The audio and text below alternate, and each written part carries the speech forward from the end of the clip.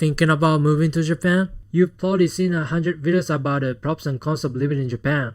But the thing is, most of them miss the real story. So as a Japanese person who's living in Japan for over 20 years, let me show you the true reality of life in Japan. So alright, watch this video. In Japan, we don't say, "You bitch, I hate you so much. You always acting fake and trying to steal other people's boyfriends. Oh, you're not even cute. Just get on my face, bitch." We say, 久しぶり。あいちゃん超久しぶり。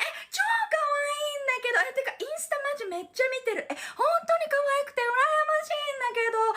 絶対さ、また一緒にアフノ行こうね。本当に可愛い。大好きすぎる。大好き大好き。またさ、すぐ連絡するね。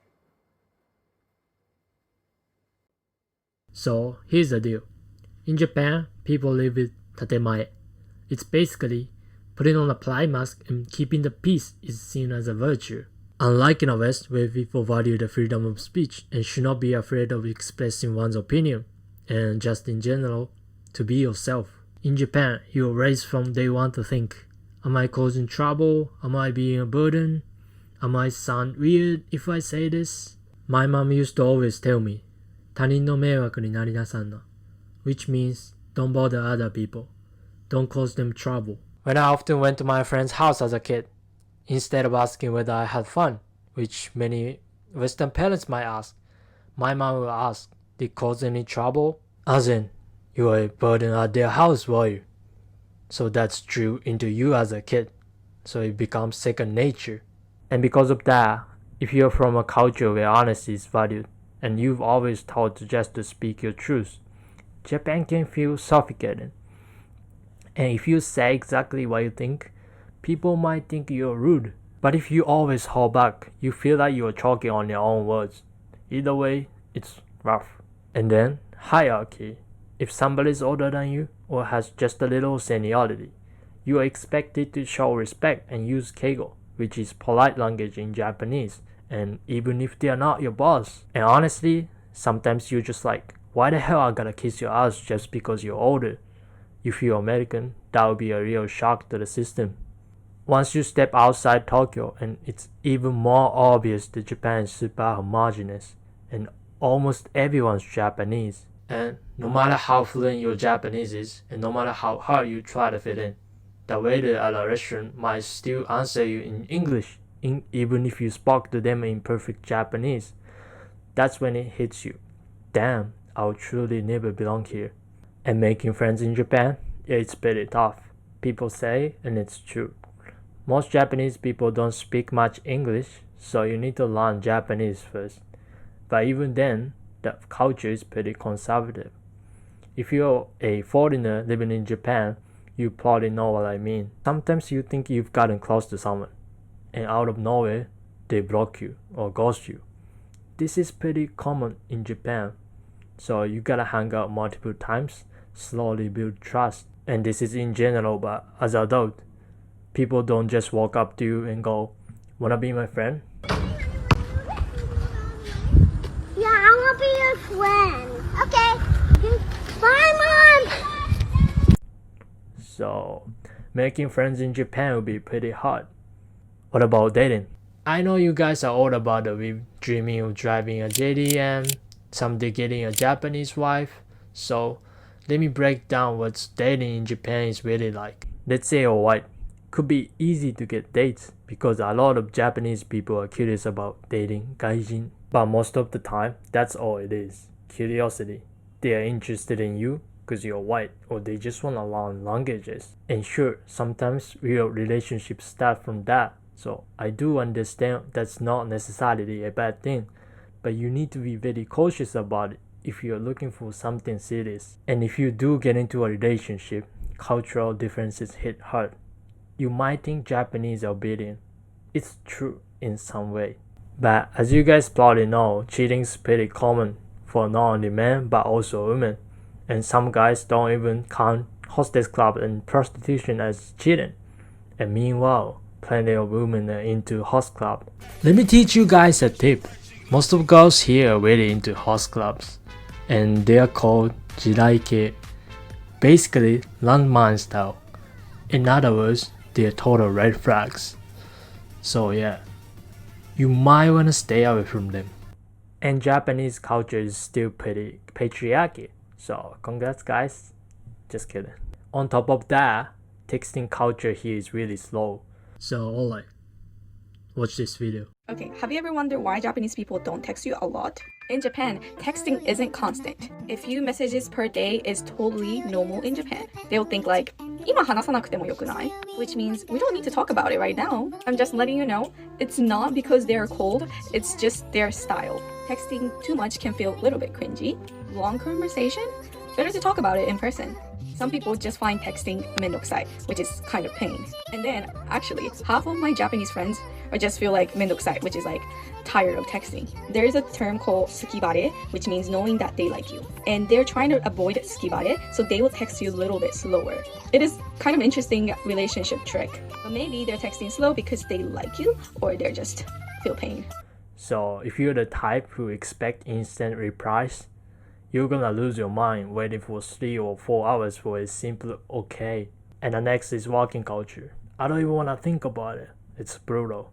I worked in Japan for 2 years and man, the hierarchy makes everything so inefficient. 血尿出してないうちは二流だよね。胃に穴開けんのも仕事のうちだよ。いちいち聞いてんじゃねえよ。んなことも自分で判断できねえのかよ。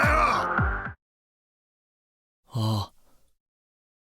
これ、あれだ。ブラックってやつだ。You can't leave before your boss, and you can get transferred to another department or even a different prefecture without being asked. And if you go against company's traditions, you just stick out in a bad way. Long hours, unpaid overtime, insane pressure. You might think I'm exaggerating, but trust me, I experienced most of it. If your company gives you a housing allowance, that's usually a sign it's a decent job. So when you choose companies, you gotta be careful. But still, commuting every morning in a jam-packed train,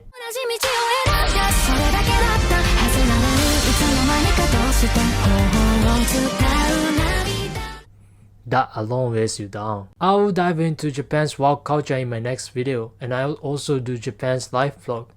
So hit the subscribe and stay tuned. Housing is another issue. Population density in Japan is really high. That's why apartments are tiny.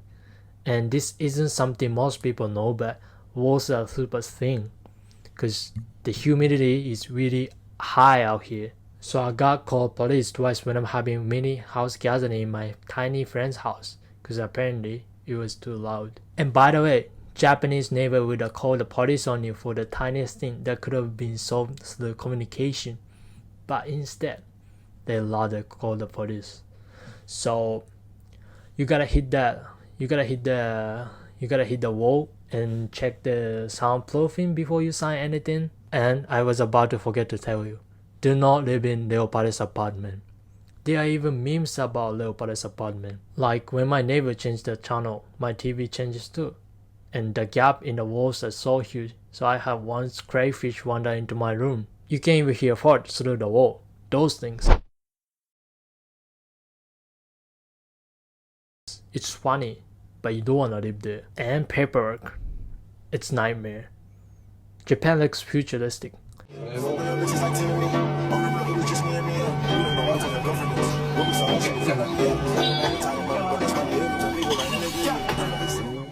It could be true in some ways, but when it comes to visa, some office stuff, it's like being stuck in the 80s. Everything is paper-based and you have to go to city for in person for almost everything. Japan is not living in the future, because this thing has caused me so many problems. What is it, you ask? This is my personal stamp. I've had to use this baby to clock into work, to sign for my apartment, and today, to use my bank. And even though I gave them my fingerprints, my bank book, my address, my name, everything, it all means nothing if you forget your Hunko. Which I did. But Megan, you can just use the website, right? The website. is older than me. And because I have a middle name, I glitched the entire website out. Japanese people don't tend to have middle names. The fact that this is the key to my entire life here seems like Japan might actually be living in the 1500s.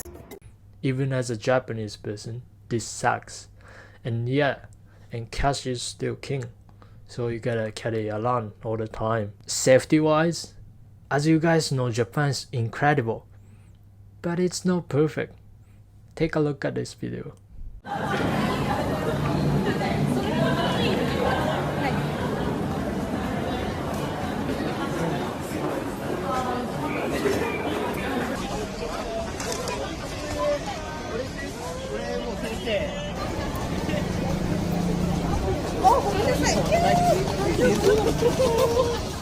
This is happening a lot like that. They only bump into women. It's fucking creep. So if you're a woman, you should act like a tough.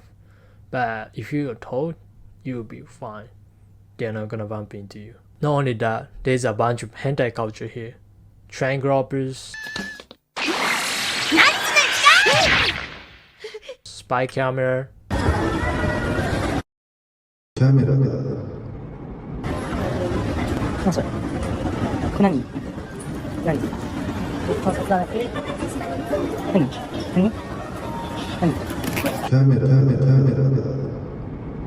That's why phone here will make shutter sound you can't turn off, and while most things you drop will get returned. Umbrella? Forget it. Umbrella is basically community property. Japanese people will steal it. But I'm not saying steal it, okay? And next, healthcare. Honestly, pretty solid. Compared to the US, it feels cheap. If you're European, I'm not sure. If you work at a company, they handle most of taxes and insurance for you. If you are self-employed, you pay your own. It's kind of expensive, but still way more affordable than the US. If you are European, again, I'm not sure. At the end of the day, speaking someone who was born and raised here in Japan, the last thing I want is for you to finally make it here, settle down, then end up thinking, man, Japan sucks, I wanna go home. That breaks my heart to even imagine. If this video helps you see even a small glimpse of side of Japan that really show up once you're living here, then I'm really happy. My name is Teriyaki. On this channel, I'll be posting more vlogs and podcasts about life in Japan, sharing the good, the bad, everything in between. So hit the subscribe button, stick around. So catch you later in the next one.